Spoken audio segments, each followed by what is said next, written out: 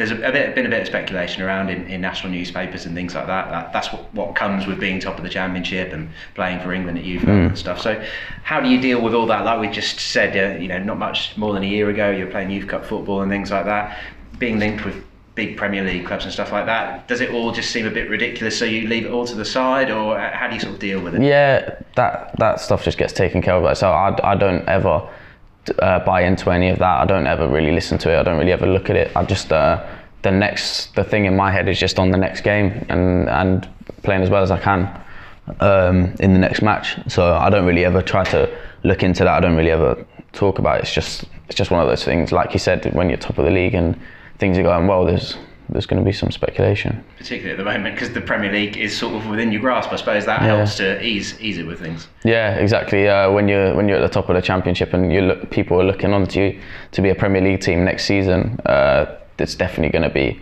more interest there than if you're down the bottom end of the league. So yeah.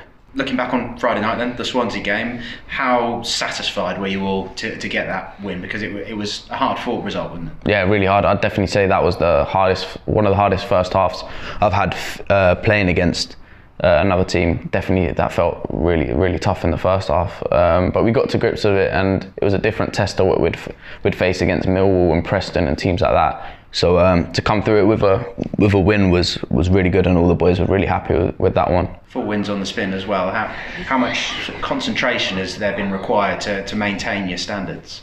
Yeah, massively. Especially the boss has been trying to not let our standards drop and not let us get complacent, which obviously it could happen if you're top of the league and stuff like that. You can take your foot off the gas a little bit, but I think with the group we've got here and the team we've got, we just want to kick on and keep improving.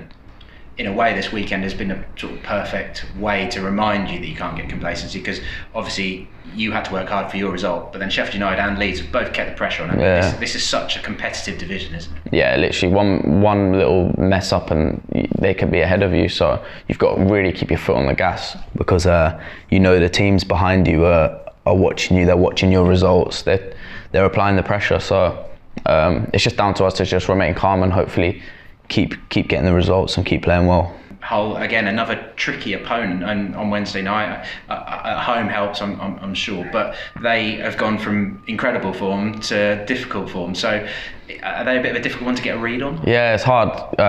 Sometimes you can't. It's hard to get a gauge of where they're at the moment. But like you said, they're dipping in form and then going up in form. So it's hard. You don't know how they're going to come on Wednesday night. But we can just focus on our game and carry on playing as well as we have, and hopefully it won't be a problem.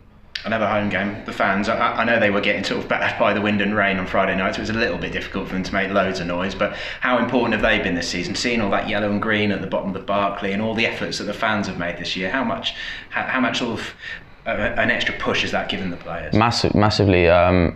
The positive atmosphere that's been around the ground just gives you that extra boost, gives you that extra 10% to get over the line. I mean, I think there's been results like against Millwall and Bolton and stuff like that at home, which genuinely you could say the fans have pushed us through it, which has helped a lot, and all the support and stuff like that, social media, or going to away games. I think the Millwall game was crazy away, just looking at that wall of yellow, just there's so many fans there.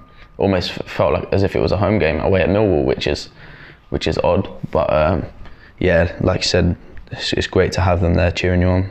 And just finally then, sort of on your game, this is a sort of question that players always hate, but clearly you've kicked on very quickly. What sort of areas are you still hoping you can improve on and that you're sort of focused on working on?